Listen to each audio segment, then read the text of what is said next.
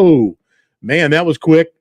Just like that, 60 seconds, another 60 seconds blows by. What's happening out there? JT here with you guys again. Another week of Studio 10-4 Live here in the studio again on a Wednesday afternoon.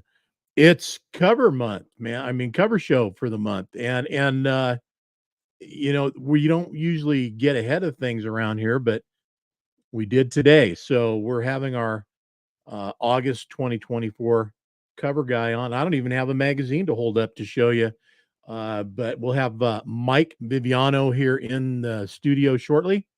I'm sure he's getting things worked out on his end so he can join us. But in the meantime, you're stuck with me, so I'm just going to have to chat it up and have some fun with you. I was having a good time reminiscing after Mike and I had a pre-production meeting and started talking and realized we're just about a month apart as far as when we were born, and not that far apart from where we were born, and into a lot of the same stuff when we were growing up. Motocross, man, who knew?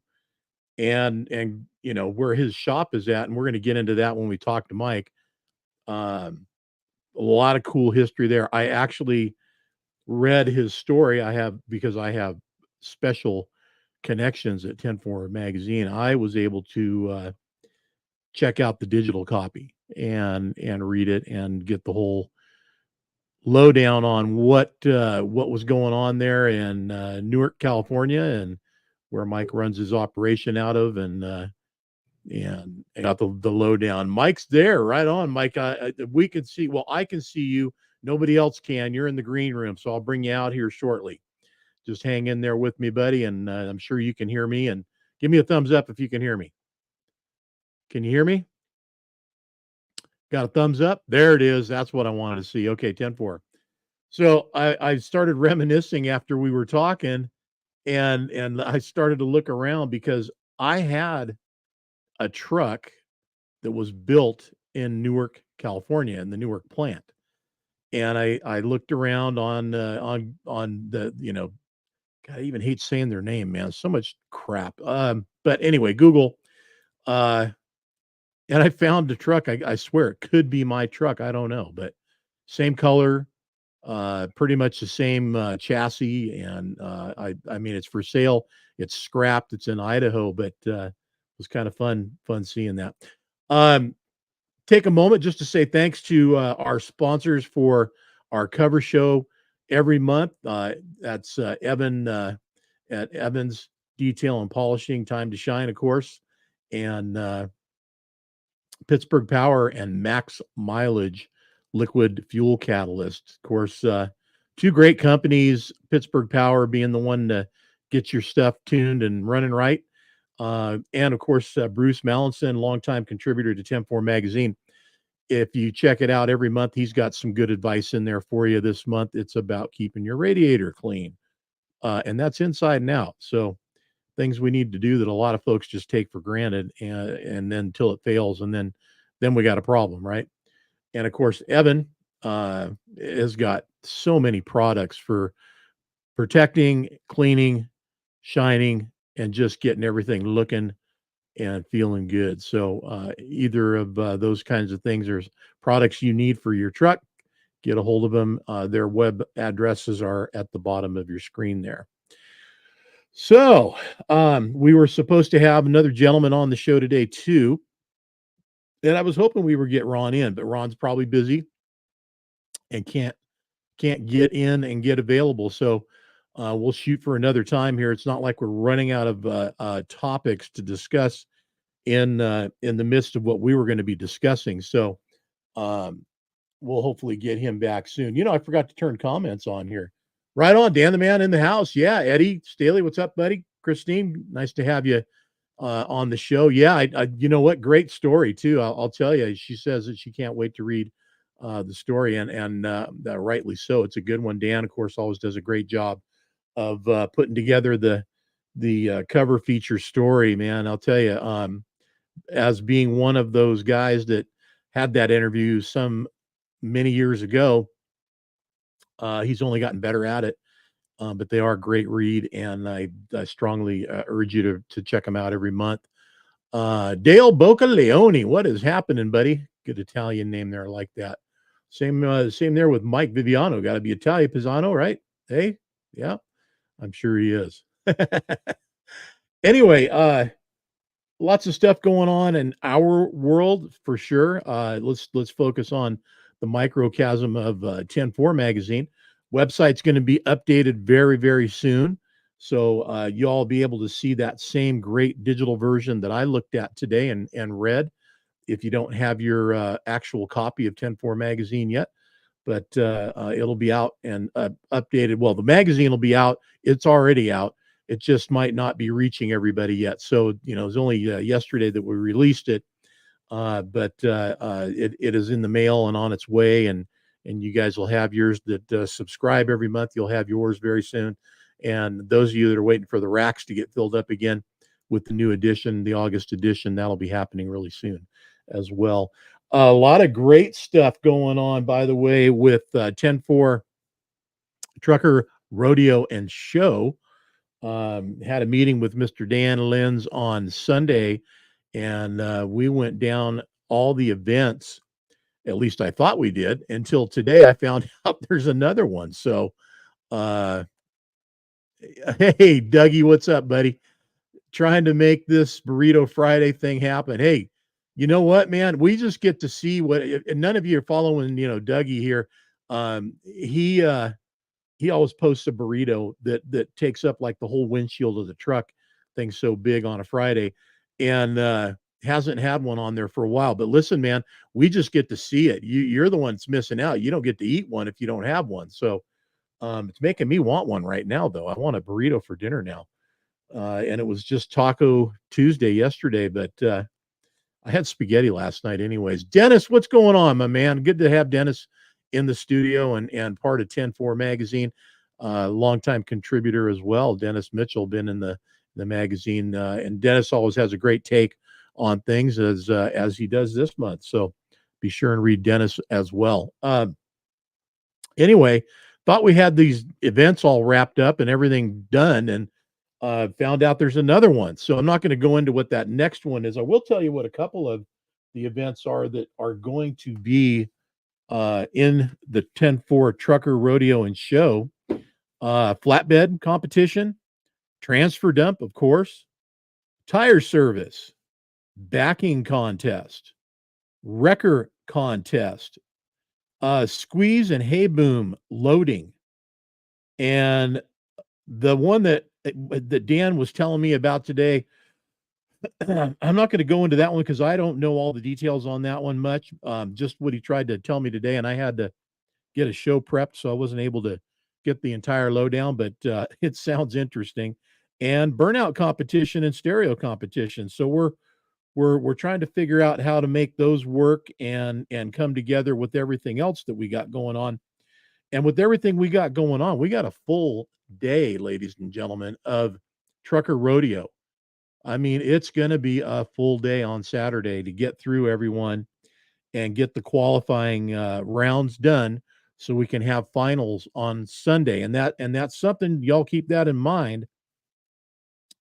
We are going to do this in 2 days. So Saturday will be qualifying and Sunday will be eliminations and finals. Okay. A lot of great stuff going on around the show itself, because the show is going to be the event inside, and then the show and shine outside the track and that area. I mean, this thing's going to be a monster. I'm just okay. Dan says stuffed cow loading.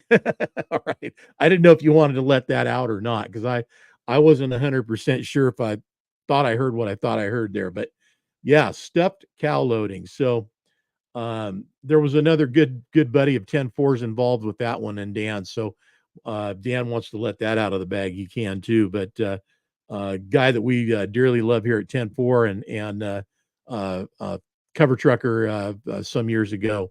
But there is going to be so much going on at this show.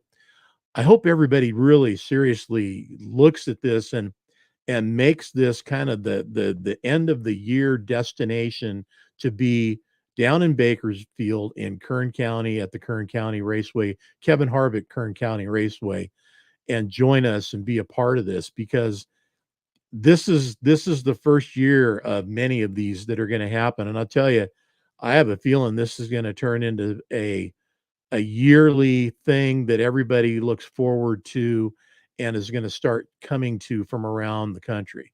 So exciting to be in on the ground level of this and taking it from concept to reality, and just being a part of all that.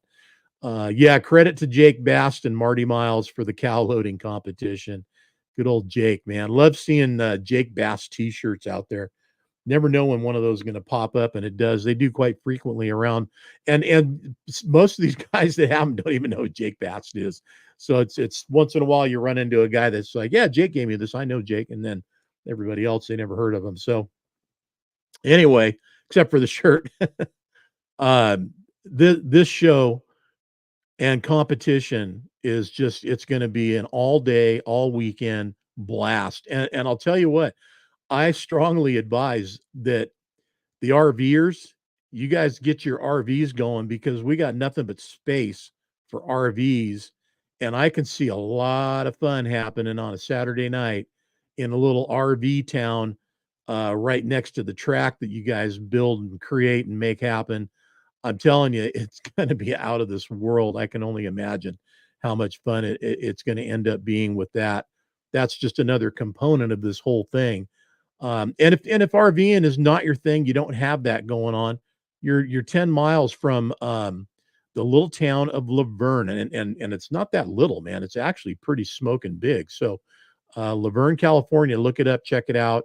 It is big. It has everything you need in services as far as places to stay, places to eat, places to shop.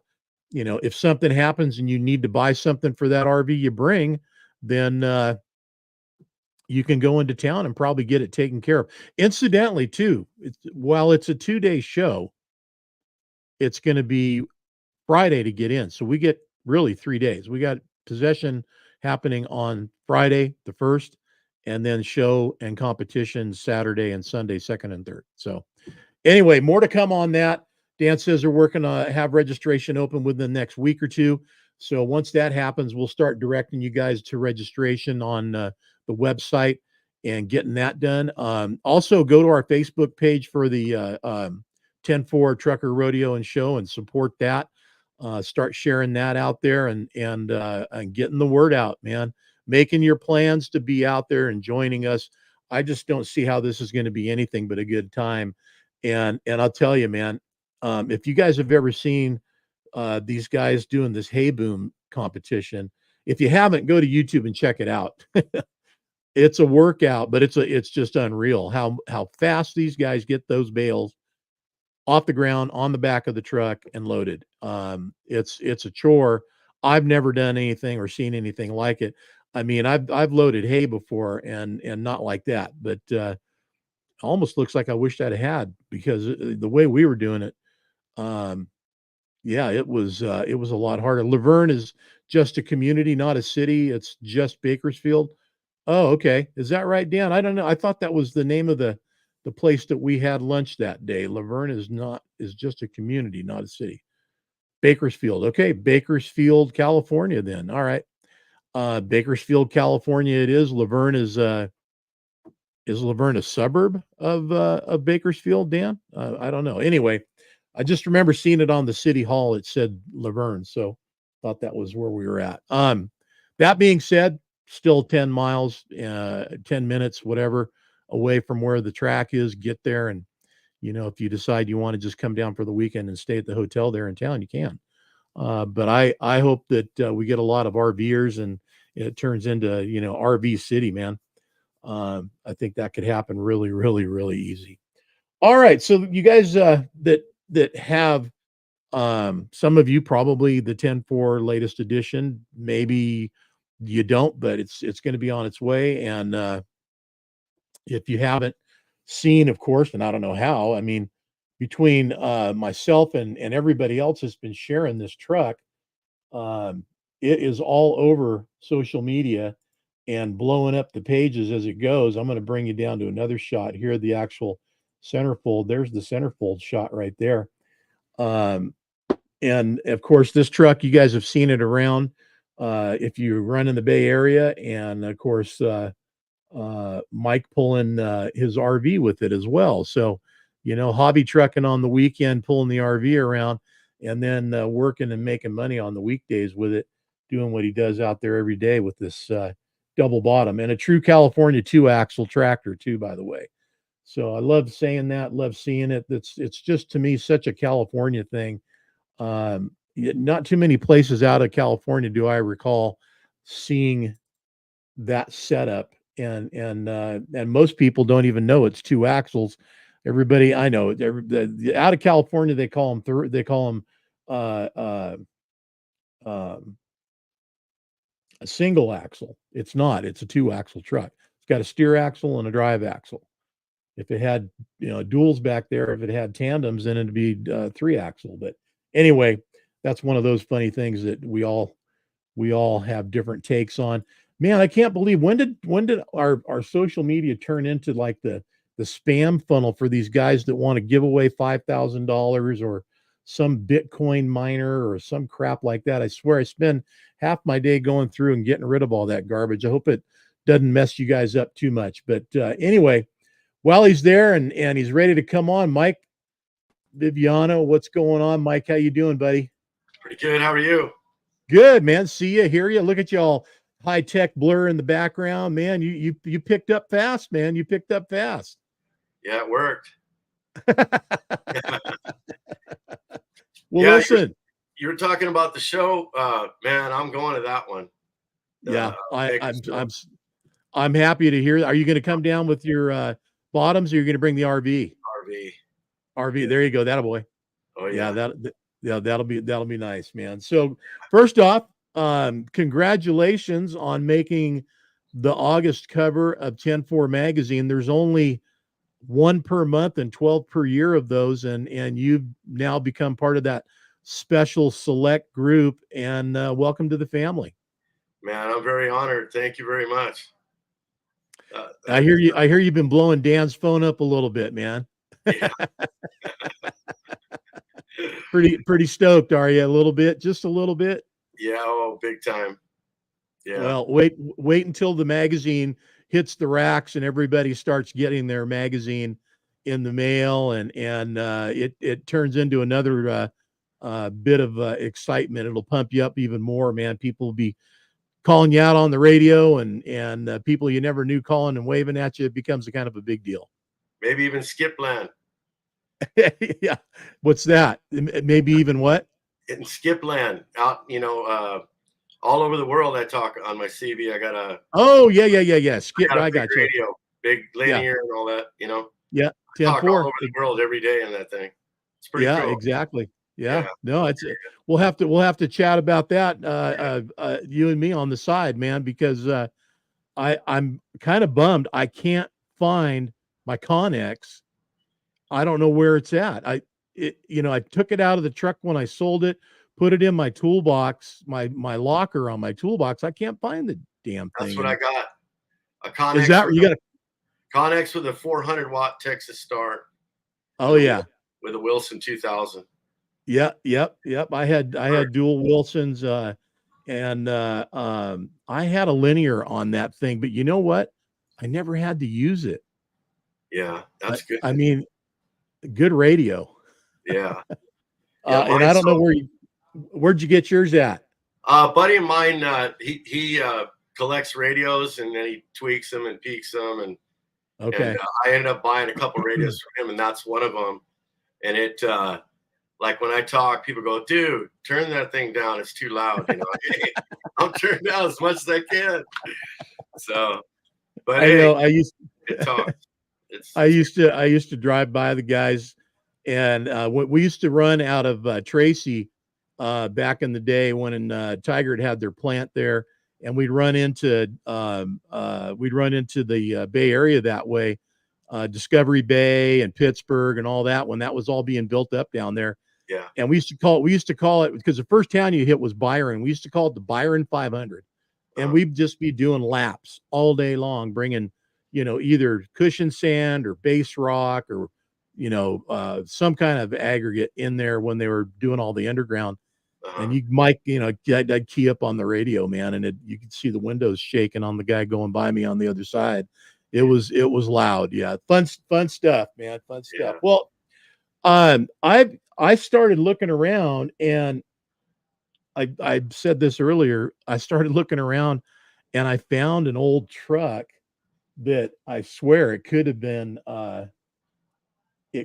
mine. I don't know, but I'm gonna bring this up and show something here because this kind of goes with your story a little bit, and it's this right here. Here's the tag in this truck that I found online, and if you look, you can see it.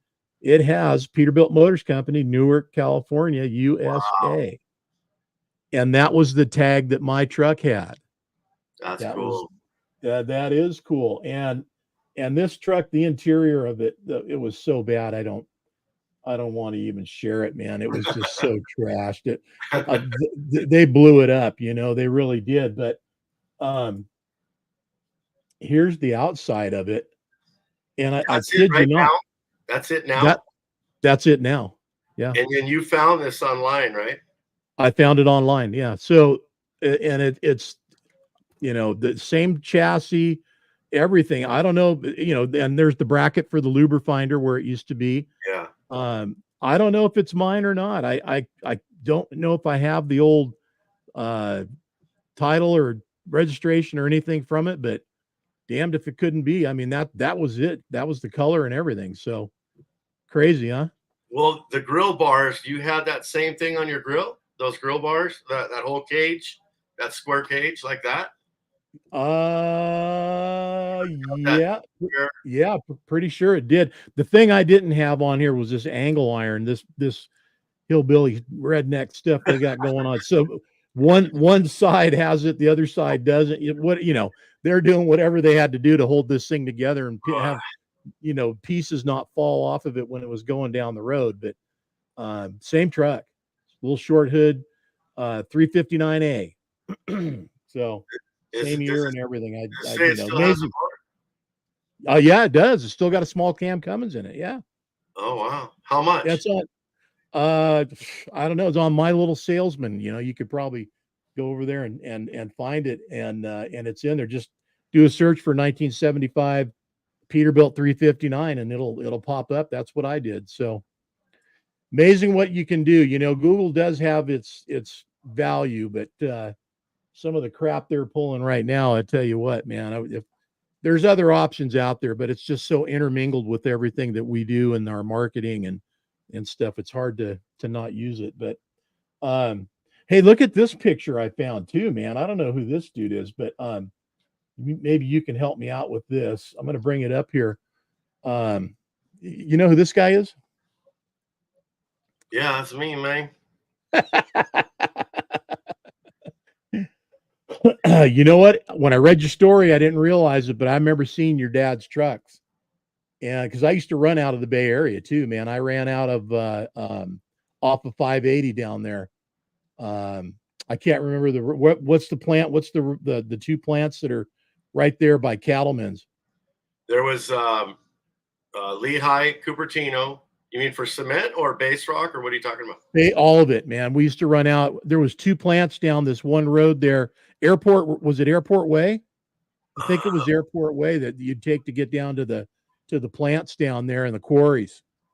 There was Cupertino up on the hill there off of 280 and Foothill, and then Azevedo Quarry was San Jose, and then there was one Hillsdale Quarry back in the day off of Capitol in San Jose Avenue. Yeah. And then what else? Sunnyvale, and then Sonol, and I can't think of any other ones right now, but yeah, I'm trying to think of the ones that I used to run out of. But I remember seeing those VTI trucks, and I don't know what you guys were hauling back then. You were always doing interplant or what? Did you ever do any asphalt out of those trucks or just the interplant stuff? Some of my dad's stuff did, but I only did it like in a transfer. But like what I would do is I always had a badass truck all my life, and if I had to go on construction or asphalt, I would drive one of the other trucks, and that was my beater. And Yeah. then, but yeah, we did everything. We did curb and gutter, we did base rock, asphalt, everything. We did walking floors, we did wood chip. Back in the day, we had 2 sets of aces, walking floors. We had transfers, end dumps, semi bottoms. We had two. That's where we actually started out.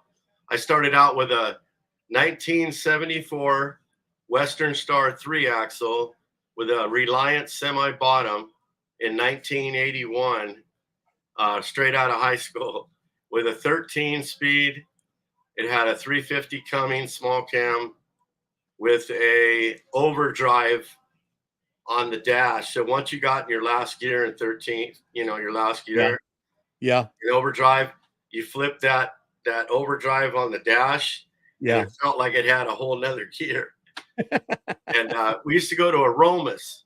That was too, a lot. Yeah, I used to haul out of aromas too. Hey, tell me, I mean, all the years you guys have been in business doing what you're doing there and all around the Bay Area, I mean, go back, just go back 10 years, 20 if you want, but what's it like compared to how it is now? How are you guys surviving out there in that traffic and the cost of doing business and everything else? I mean, how do you do it? Well, the rates are probably worse than they were 20 years ago, and the fuel's high. And So far, those are two strikes. I don't hear any good news out of that. So no, it's not. It's not good. We're just making a living right now. That's about it anymore. Nobody's getting rich off this stuff, really.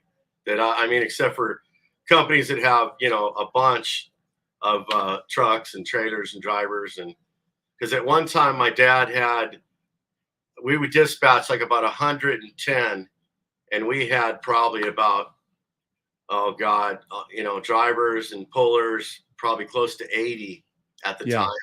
And then the 120 was the people that we used to sub haul, beyond what we couldn't cover accounts, But we were making big bucks back then, and the fuel didn't cost anything. But now it's just we're just making a living. so doing what you're doing, I mean, are you looking? How many more years you think you got? What are you looking at? Well, I'd like to retire right now, but I can't. But but I got a nice truck, and it makes it pretty easy. It's got that big 605 with a 18 auto, and I pretty much right now I'll do like a Pleasanton to Santa Clara, and then I run up and down 880 all day, Oakland, Tidewater, back to Santa Clara and hauling sand, but pretty much stay in the Bay Area. And then I still have a powder trailer that I have a puller that pulls my bottom when he's not on powder, and then I stay home. But he's on vacation, so I've been working every day now. But other than that, yeah, the train horn gets a good workout with all these idiots on the highway. So, Well, here's something a little more, connected to this month's story that Dan wrote about you and your truck and all the people around you here. Crystal Cooper, is it Cortez or Quartz?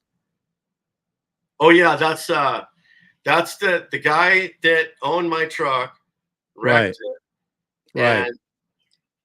and they sold, but went to an auction.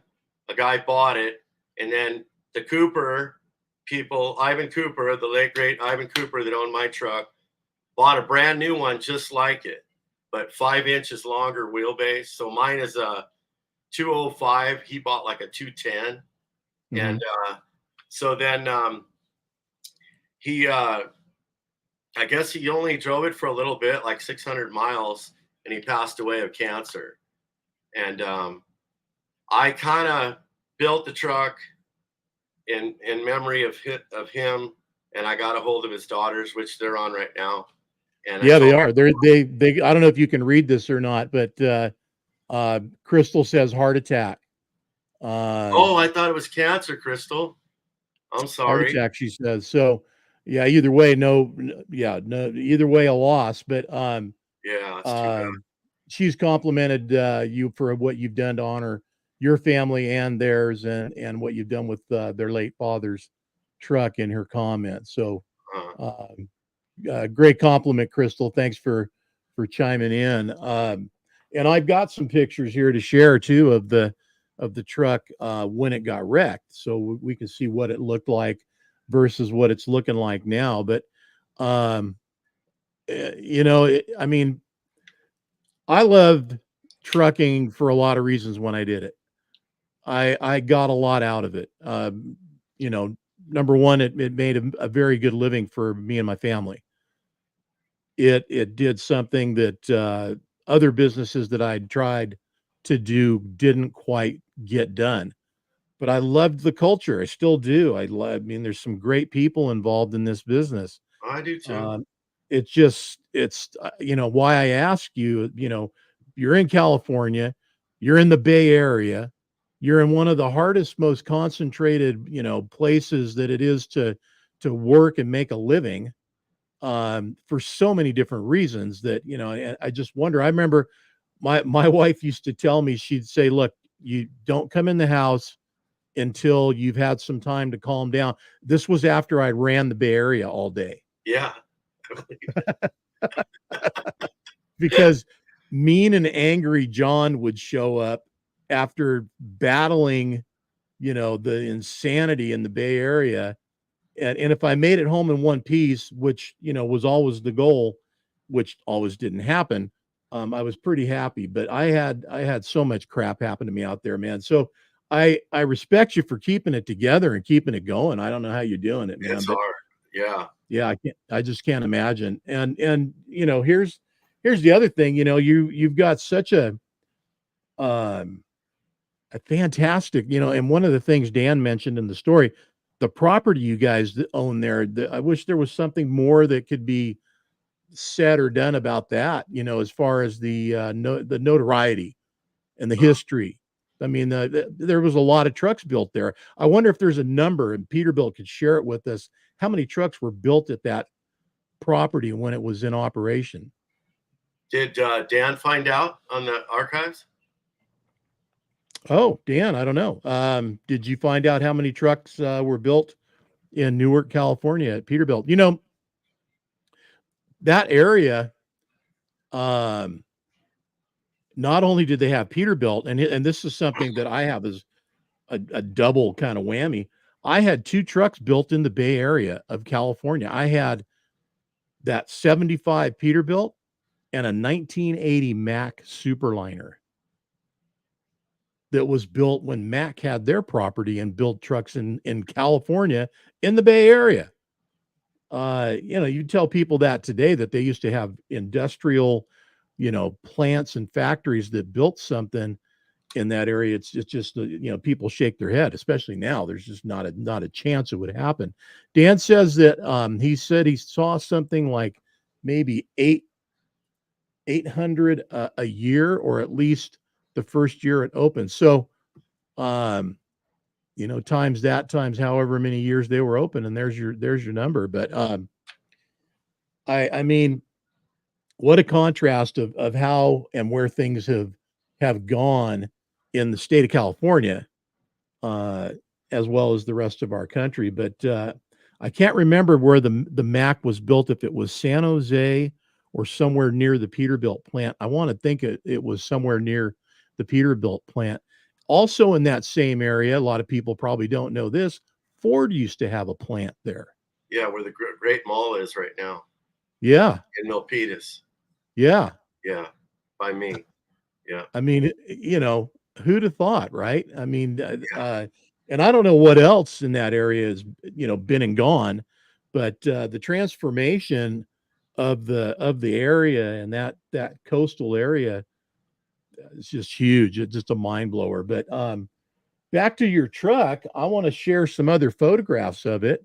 So I'm gonna buzz through a couple of these, and this one here, you can see the salt piles.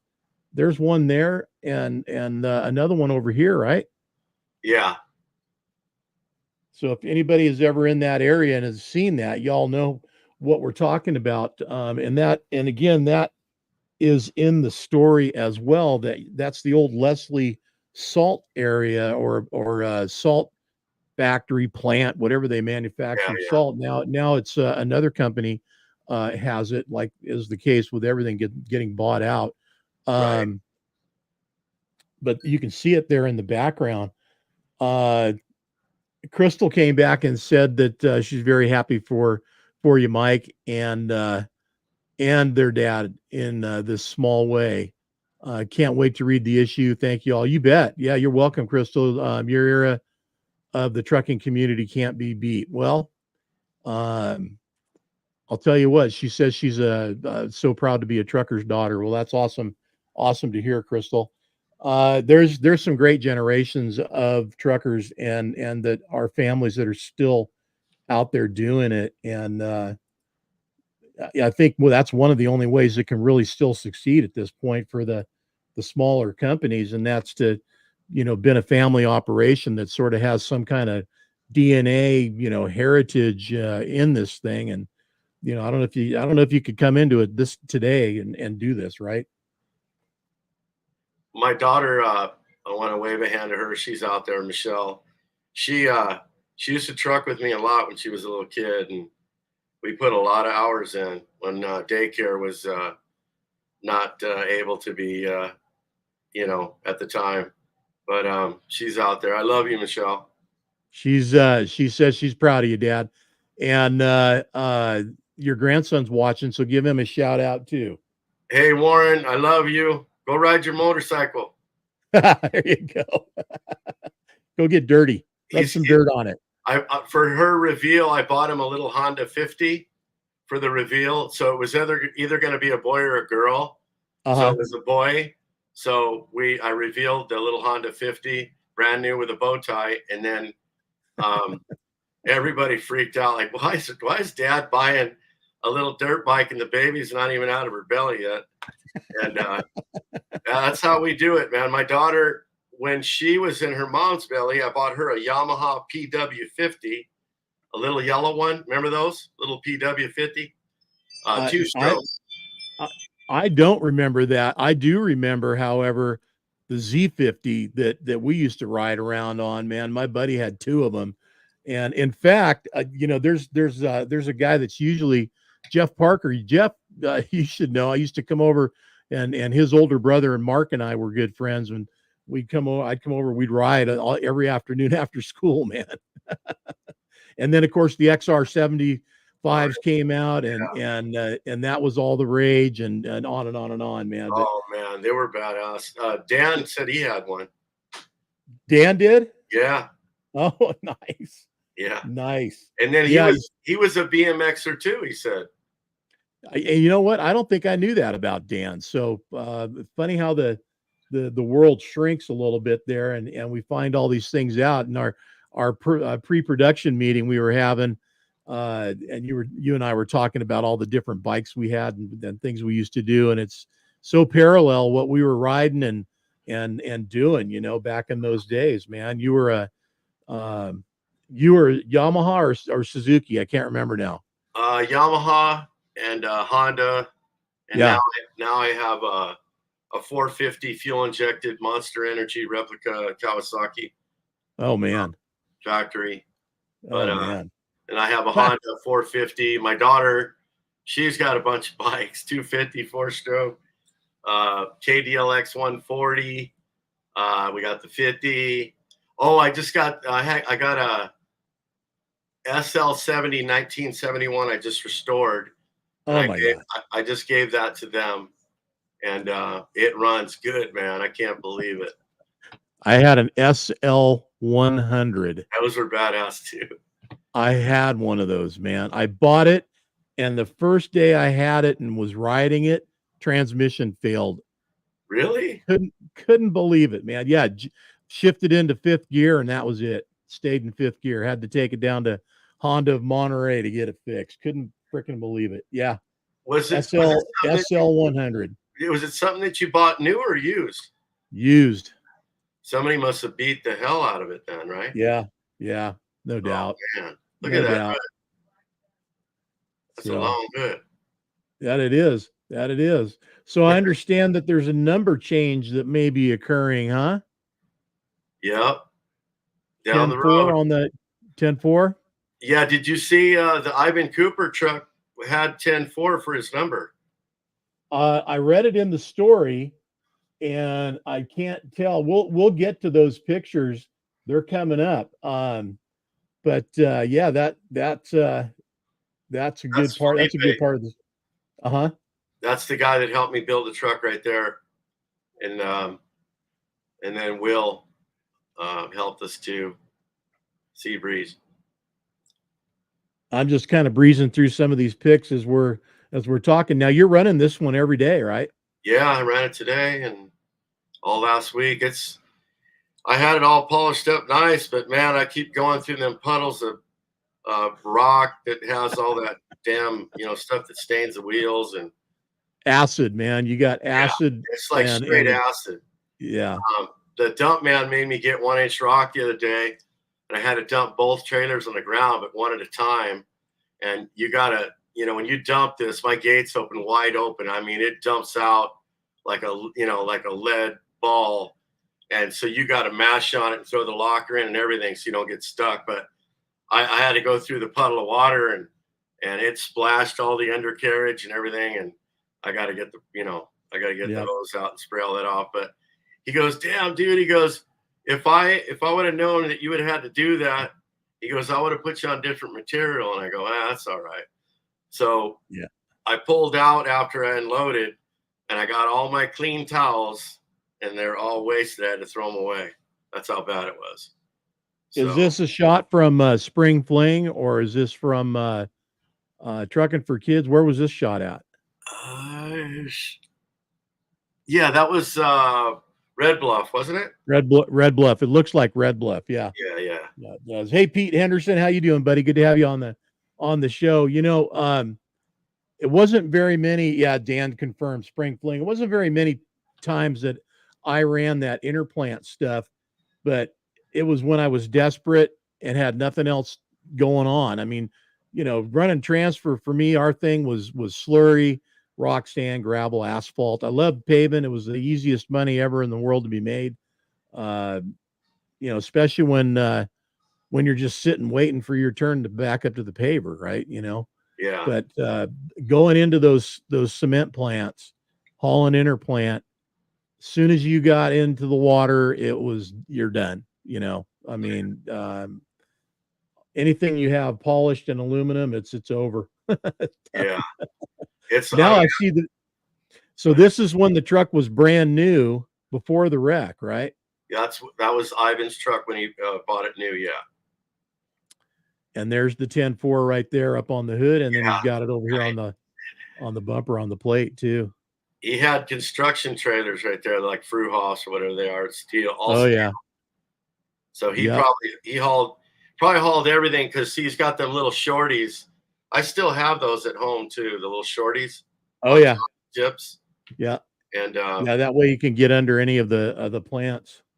But it don't look right with the truck when they're small like that now. But I don't have to do that, go underneath bunkers anymore. It's pretty much.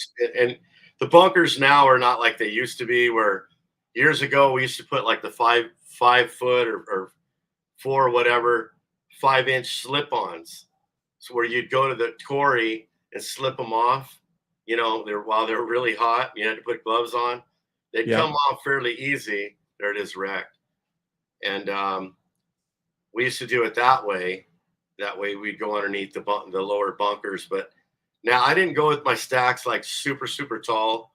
So that way, we go, residential, whatever. I don't have to worry about, knocking my stacks off. But they're just about right. I like them the way they are. Baloney cut. I like that. Yep.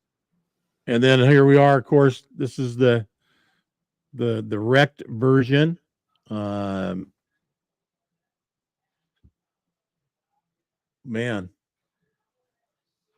what a shame. There's something sad about a wrecked truck to me. It just makes me sad.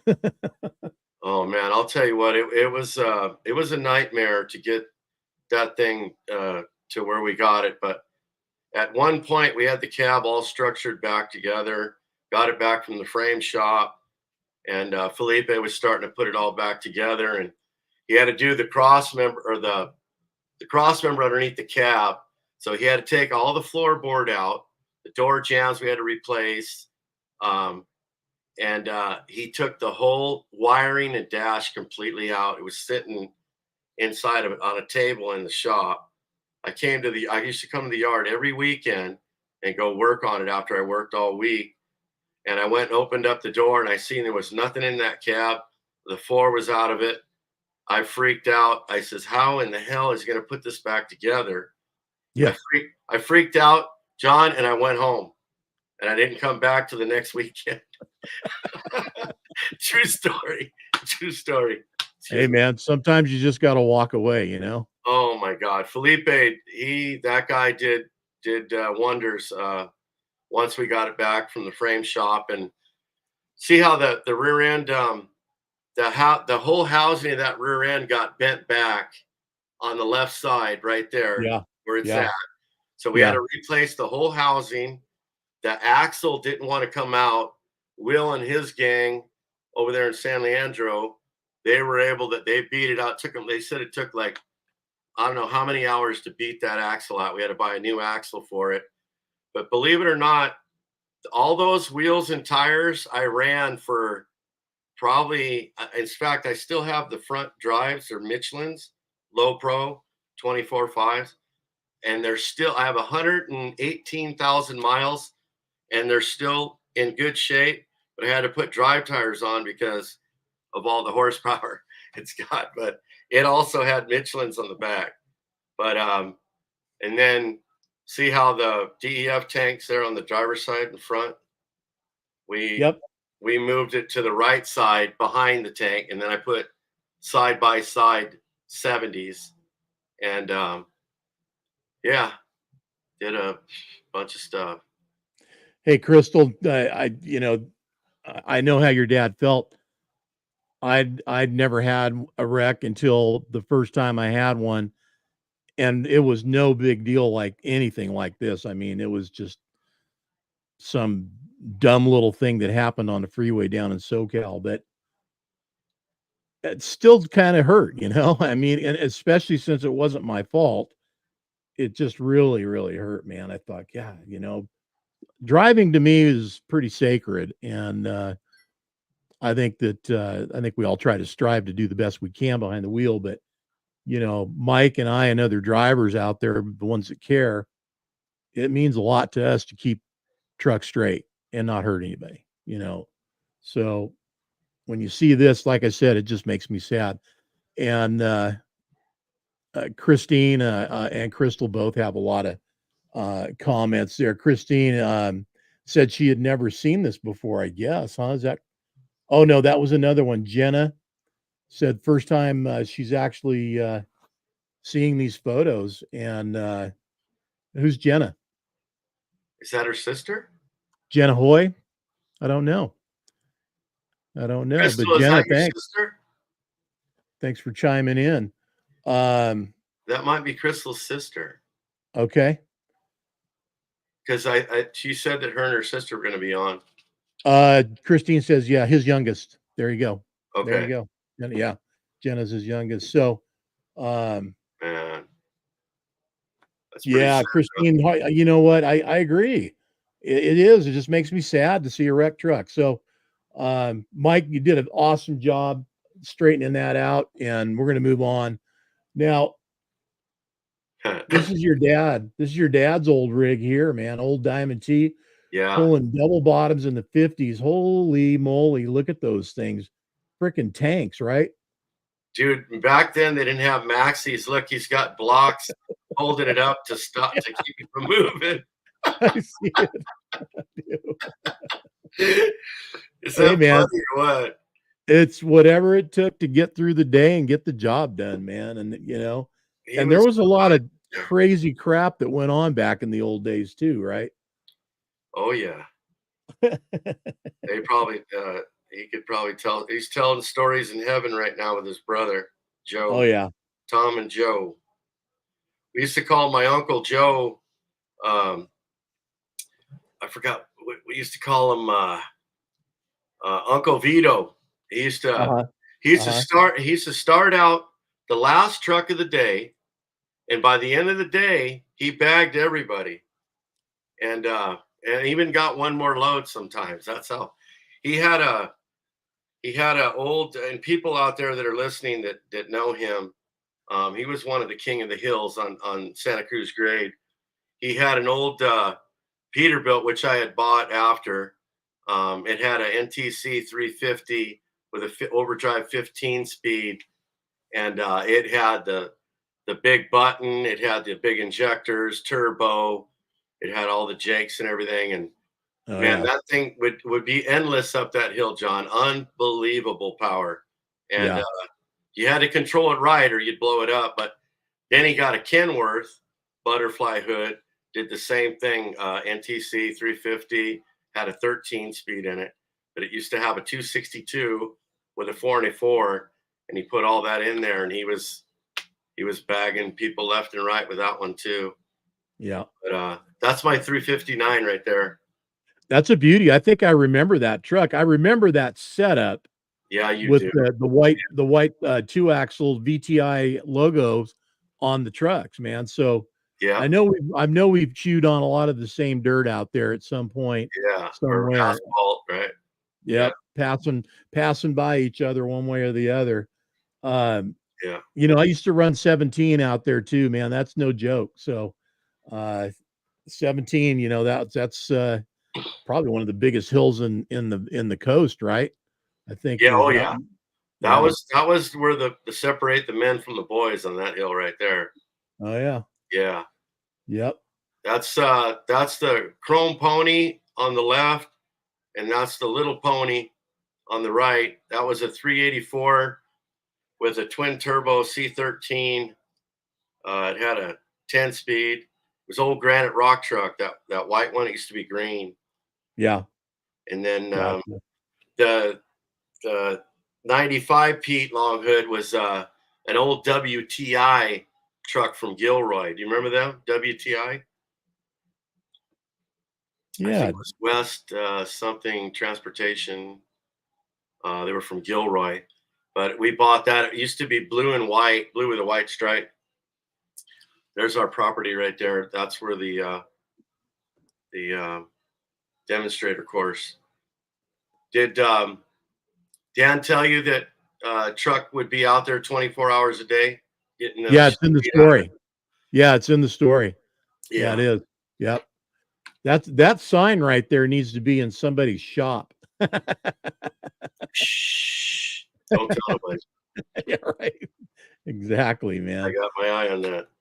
You better. Oh yeah. One last look at the history of Newark, California, and the former location of the Peterbilt Newark plant. But there it is, ladies and gentlemen, 1960, where people, had jobs that they punched the clock and built stuff and punched the clock and went home, um, in an industrious environment that they're like the likes of you just don't have anymore in this state. I mean, it's just not there. They're the biggest, fastest thing they want to do is shut them all down. So um, we had our time, right? We had our time. Yeah. And then in the Our background, go ahead, Mike. our property should be down there like towards the left of the picture. Uh huh. The 35 acres where the demonstrator course is, where our property is, and then Okay. that was the that was the factory, right? Yeah. Yeah. So you got the Peterbilt Newark plant, which is right here in the foreground. Right. Leslie Salt Ponds in the back to the right. Yeah. and it looks like Peterbilt Research Facility and your Yeah. family property. Yeah. That's it. Yeah. Yep, right there. Yeah. There it is, ladies and gentlemen. All right. Well, listen, Mike, it's been fun talking to you, man. Right on, We're bro. gonna have to, like I said, we're gonna have to do this at an upcoming show. I know my next three shows are West Coast Swings, Souza, Bobtail, and of course our show coming up, 10-4 Trucker Rodeo and show. So um, we'll just have to have some time, figure it out, punch it out, have a beer, and shoot the breeze, man. Because I think we got a lot more stories to Yeah, share. we could go. We could go another hour, dude. Shoot. Easy, Yeah, easy. it's Yeah, cool. Very cool. Dan says you can see the salt piles in the background of the centerfold shot. So I think I showed that, if I'm not mistaken, but you know what? I will bring that back up again. And yeah, I did, Dan. I actually did share that. But yeah, there's a huge pile on the left, right of the truck, I guess, and then the little piles down here in the bottom on the right there of salt. So they're still apparently making salt there, but they're just not making trucks anymore. Yeah. Everything's done in Denton. I was going to tell you too is remember you said interplant was always paid better.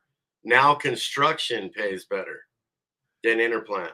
That's how it is now. And when I talk to you in person, Yeah. I'll tell you why, but I can't say over the airwaves here. Oh, I have a pretty good idea. Yeah. It's called yeah, exactly. road. Yep, exactly. And So, and those are the first guys to cry foul that the rates have gone into the garbage can. yeah, Well, then you know they're the ones that probably made it happen. So, yeah. any advice? We were going to have Ron Beer on here and talk to Ron, and kind of touch base on the current events politically, what's going on in our country. I mean, without pounding one drum or the other, what's your best advice to people at this point with the days we have left before the election? Vote for Trump. There you go. So there's no shame in voting for whoever it is you want to vote for in this country. Get out and vote and Go vote. make yours count. If you haven't Yeah. voted, vote. Yeah. And Make your vote count. I'm, That's I'm, it. I'm gonna vote. You know, What's diesel a gallon right now in California where you're at in the Bay Area? it's probably still close to 5. I do Pacific Pride, so I don't even really know until we get our statement. But I don't really pay attention to that. I just do work, and my sister does all my paperwork and just do my thing, and she does her thing, and we make a living. And then it all works out at the end of the month. Well, Yeah. that's good. I'm glad to hear that, man. I look forward to seeing you soon. What's the next show you're going to be at? I'm gonna go to which one's first, Bakersfield or Dixon? I forgot. Dixon. So I'll do Dixon next, and then I'll do Bakersfield, and then I just got back from Salinas. You guys, if you haven't been to that, you got to go. It's a hell of a show. Talk it up. Tell us about it a little bit. We got a couple of minutes. We can go long. I know the guy running the thing. Little Rays, yeah, it was really good. A lot of good people and a lot of cars, lowriders, custom bicycles, Harleys, big rigs. It was a good time. A lot of loud music. Couldn't hear yourself think. Some of those car stereos probably were landing the airplanes on the runways out there because they were so loud. But I mean, everywhere you went, I mean, it was different music, different loud. I mean, just blowing your brains out. When I got done with that and took off in the rig, and I was like, oh my God, I'm going deaf right now. We'll have to reach out to Little Ray and make sure he brings himself and some of his folks down to Bakersfield for the stereo competition and whatever else they want to get into down there and make a lasting impression on folks, because There's a lot of space down there, man, and we get the stereo competition going inside that track, man. Look out. Oh man, I can't wait to go to that. It's going to be like a Friday, Saturday, and a Sunday. Yes, it is. Yeah, we have access on Friday, starting Friday, to get everybody in and parked, Yeah. because Saturday it has to be uh everybody's got to be parked and ready to go. I mean, we haven't made a declaration of any kind yet. There's still some stuff to work out, but the events are going to start in the morning. You got to be there to compete, and then the show and shine, that's probably a little different. There's probably still some access for guys to get in and park on Saturday for the show and shine. I don't see that as being a problem. We haven't, like I said, made a declaration on it yet, but the next couple of weeks we'll have that all ironed out and be able to let everybody know what they can or can't do. And then Dan says, yeah, no cars, just trucks. So got to be a big truck, and Saturday night will be jam packed. I agree. Like I said at the beginning of the show, this I think this show is going to be one that everybody will be talking about for good reasons, and it's going to become a go-to for a lot of guys to go and compete and have fun. But what a way to wind the year down and up in Bakersfield with all of us at 10-4 and everybody that comes down to compete and have fun. So look forward to it happening and look forward to seeing you then. And if not before, certainly in Dixon, we'll see you down there Oh for yeah. that show as well, the Bobtail Apparel show. Yeah. All right, man. Keep Okay. shiny side up, brother. We'll All talk right. to you again soon, okay? Thanks, you guys. All right. Congratulations again, Mike. Thank you very much. I appreciate it. Oh, one You more bet. thing. You remember when I told you at the show, at the Dixon show, I said I wanted to put the truck in the magazine. Remember what you said? What did I say? You don't remember? No, You did said I? No, I don't. you said everybody wants their truck in the magazine. That's true. So you know Hey, what? It came true, and man, I appreciate it, and love you guys, man. right on. Well, we're Right glad on. to have you aboard, buddy. Glad to have Yeah, you aboard. I can't And wait. and that's a true statement. Everybody wants to be on the cover. So we finally did it, man. Right Yep. on. Thank you. Congratulations. We'll see you Okay. soon, Mike. Take All care. right. You take care. All right, Mike Viviano there, guys. What a great guy and great representative of what it is that we strive to have happen and who we have on the cover. It's not just the truck; it's the guy or gal, team, whatever. The people involved are a huge part of what makes the cover stories and the cover feature happen. So again, much congratulations to Mike and all the other folks too that are along and tied to that truck. And that's another cool part of these stories. Sometimes how they work out that way. There's other families that kind of come along with this and are a part of it, whether they ever thought they would be or knew they would be. Especially you think about it. Here's a truck that was wrecked and for the most part probably just thought of as never being in service again, and yet here it is. And the family of the gentleman who owned it, Ivan Cooper, uh, they're here and they're on the show, and thanks for showing up, you guys. Appreciate you being here and being a part of it, and of course being able to share this and give a tribute to your family and your dad. So congratulations to you guys as well. um, Again, the website will be updated here shortly, so everybody hang in there, and we'll get that done. You guys that are waiting for your magazine, if you haven't got it yet, be there as well. If you haven't got a subscription to 10-4 magazine, strongly suggest that you resolve that and get one. Go to 10-4magazine.com, our website. Go to the subscription tab and click on that and get yours now. It's a great bargain of a magazine subscription. First of all, you get 10-4 magazine every edition for a year, shipped to your address, whatever address you send in. Comes in a clear plastic jacket, sealed, and it's as fresh and beautiful as the day it came off the press, because as soon as it does come off the press, they put it in that sleeve and send it out to you. So get that done today. It's very reasonable. If you want to get a 5-pack, get yourself a 5-pack and share it with some friends. You can do that too.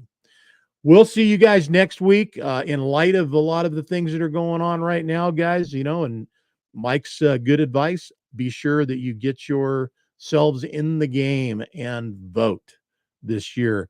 Don't take it for granted that your guy or gal, as it might be, will win. They will only win if you vote for them. Get educated if you're not sure about things. Read the fine print. Trust me, it is crazy the way they write some of these things. You really need to look closely and be absolutely sure what you're reading is what you think you are reading. And take a minute. And man, yeah. Everybody, please, please, please just say a prayer for our good friend Mike Horan and his family.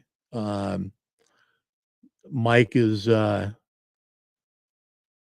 Mike is as Mike's at the end of his journey, and he's suffered from stage 4 colon cancer, and it had taken a turn for the worst in the last week or so.